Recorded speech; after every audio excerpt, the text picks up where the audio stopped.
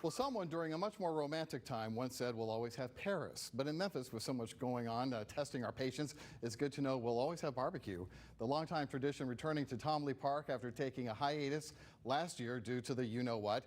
Joining us now from Tomley Park and the Memphis and May International Barbecue Cooking Competition is Jennifer Biggs. She is the food and dining editor for the Daily Memphian. First, Jennifer, we know they scaled things back this year. I'm curious, just how different does it feel to you compared to what would be a normal year?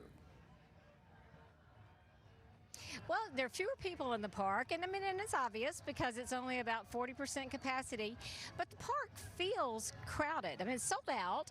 Everything's sold out every day, and the tents have been expanded, so there's no extra space in between them.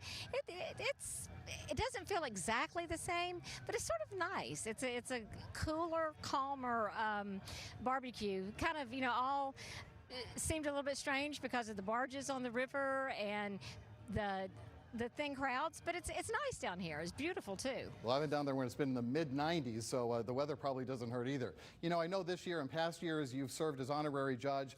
Tell us what that's like. I know how proud these teams are of their barbecue. What's involved and how much pressure is there on you as a judge? Well, because I'm an honorary judge, my score doesn't actually count, so that gives me a little less pressure.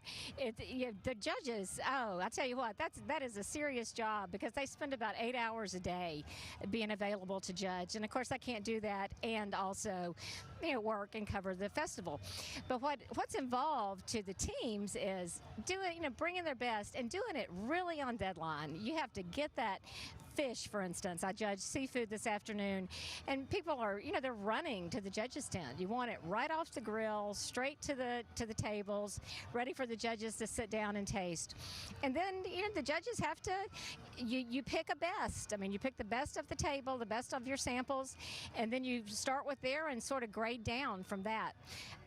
It's fun, but it's important. And, these ancillary contests count for a lot. They're not the same as ribs, shoulder, and whole hog, but they are important to people who are putting their best effort in it, too. And they do for sure. We understand the tickets are all sold out now through tomorrow as well, the last day of Barbecue Fest. I got to believe sponsors are happy with that. And there's even some talk on social media, people wishing they had not limited things so much, especially with the relaxation of some of these restrictions from the health department. What are your thoughts about that?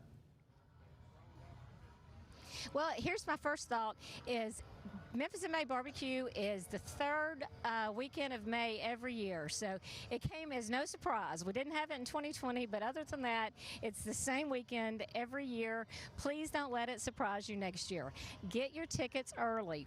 Next year, of course, it won't be in Tomley Park, but the park will be under construction. It'll be back here in 2023, and the crowds may be smaller then too. I would just suggest to people that they do the best they can to make sure they buy their tickets. It turned out to be a perfect weekend. Maybe people didn't know. Maybe they didn't know how comfortable they would feel in a crowd. But as it's turned out, there are regrets. You're right about that. Well, Jennifer is constantly posting updates from Tomley Park, so you can catch those by heading over to thedailymemphian.com. Jennifer Biggs, food and dining editor for the Daily Memphian. Have fun out there. I'm jealous because I know it is a lot of fun, especially on a day like this. John will have your forecast right after this, next to 5.